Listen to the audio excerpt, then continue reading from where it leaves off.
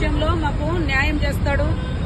మాకు న్యాయం చేయడం అంటే అన్యాయంగా చంపినారు అనేది మాత్రము 100% బయటపడాలి. మాకేమి ద్వేషాలు కోపాలు ఎవరిపైన లేవు.